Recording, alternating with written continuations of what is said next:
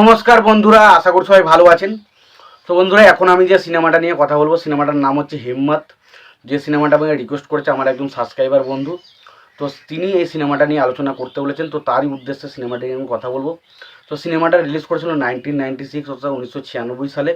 ছবির পরিচালক হিসেবে কাজ করেছিলেন হচ্ছে সুনীল শর্মা, এবং ছবিতে অভিনয় করেছিলেন সুনীল শেট্টি, নাসিরুদ্দিন শাহ, শিল্পা শেট্টি এবং অবশ্যই তাব্বু। তো এই সিনেমাটা নিয়ে এখন আলোচনা হবে। তো তার আগে প্রত্যেকটা বন্ধুকে অনুরোধ করে রাখবো, আপনারা চ্যানেলটা নতুন হয়ে থাকলে অবশ্যই আপনারা চ্যানেলটা সাবস্ক্রাইব করে নেবেন, আর যদি আপনাদের ভিডিওটি ভালো লেগে থাকে অবশ্যই লাইক কমেন্ট শেয়ার করে দেবেন। তো দেখুন, এই সিনেমাটার বিষয়ে যাওয়ার আগে বলে রাখি, এই সময় মিঠুন চক্রবর্তী এবং রম্ভা অভিনীত সিনেমা, সেটা নাম হচ্ছে জুরমানা। তো সেই সিনেমাটাও কিন্তু এই ছবির সঙ্গে রিলিজ করেছিল।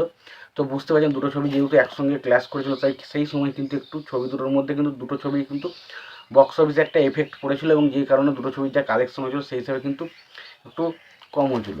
এবার যে আমরা বক্স অফিস কালেকশন সমস্ত বিষয় নিয়ে আলোচনা করব ছবিটার। তো ছবির বক্স অফিস কালেকশন কত হয়েছিল, ছবিটার পরিচালক কে ছিল, ছবিটার সঙ্গীত পরিচালক হিসেবে কারা কাজ করেছে, সেই সমস্ত বিষয় নিয়ে আলোচনা করব। তো তার আগে আপনাদেরকে একটাই কথা বলবো যে প্লিজ চ্যানেলটা সাবস্ক্রাইব করে নিও। তো শুরু করছি ভিডিওটা। দেখুন, প্রথমত পরিচালক নিয়ে যদি কথা, ছবিটার পরিচালক হিসেবে কাজ করছেন সুনীল শর্মা। ছবিটার চিত্রনাট্যকার হিসেবে কাজ করছেন দিলীপ শুক্লা। ছবিটার গল্প লিখেছিলেন হচ্ছে চরণ দাস শোক, এবং ছবিটার প্রযোজক হিসেবে কাজ করেছিলেন সঙ্গীতা সিং। ছবিটার সিনেমা ফটোগ্রাফার হিসেবে কাজ করেছিলেন সুনীল শর্মা। ছবিটার সঙ্গীত পরিচালক হিসেবে কাজ করেছিলেন আনন্দ মিলান্ত, এবং ছবিটাতে অভিনয় করেছেন। এই ছবিটার বাজেট ছিল 4,75,00,000 টাকা, এবং ছবিটা বক্স অফিস থেকে আয় করেছিল 8,22,00,000 টাকা মতো। এবং ছবিটার অভিনয় যদি কথা, ছবিতে অভিনয় করেছেন সানি দেয়াল, তারপরে তাব্বু, শিল্পা শেট্টি, তারপরে দেখুন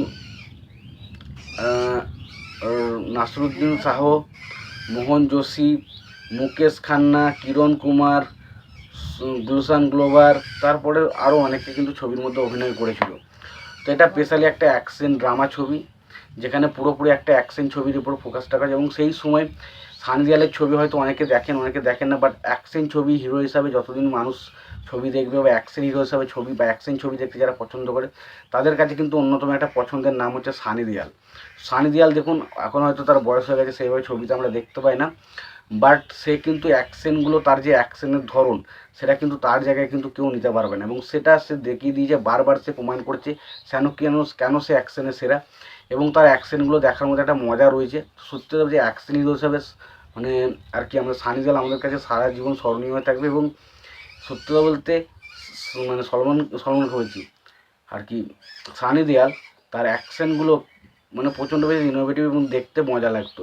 এবং 1996-এ যদি কথা বলি, 1996-এ তার 4টে ছবি রিলিজ করেছিল। আর হচ্ছে জিত, এবং একটা হচ্ছে ঘাতক। জিত এবং অবশ্যই রিলিজ করেছিল হিম্মত এবং অজয়। তার মধ্যে দুটো ছবি বক্স অফিসে দারুণ সাকসেসফুল হয়েছিল, যার মধ্যে ছিল জিত এবং অবশ্যই ঘাতক।